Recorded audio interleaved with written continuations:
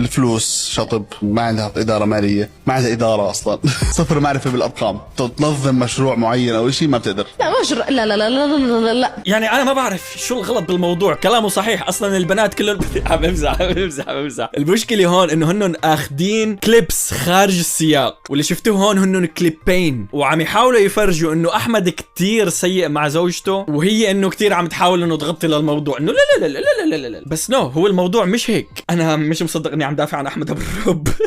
بس الفكرة انه لا، ماخذ الدين خارج السياق، والزلمة هو الزلمة بارد. يعني ما يعني هو هيك بيعبر بطريقة واضح انه نيته مش سيئة، وواضح انه طريقته فيها نوع من المزح. بس اللي بدنا نعرفه انه الانترنت كتير كلب، وخاصة لما بتكون انت حدا مثل احمد هيك عفوي بالكلام وما بتقصد فيه شيء سيء، بس انه ببين بطريقة سيئة، فانه يعني بدهم يستلموه. صبا معلقت لهم خلاص عاد. صبا يا صبا، استضفناكي انا والطاقم على هي القناة اكثر من مرة، بس على فكرة انه انت لما بتلاحقي هدول الشغلات ما رح تخلصي. متى بدك تتعلمي انه ما رح تتخلصي من الشغلات السلبية ومن التعليقات السلبية والى اخره.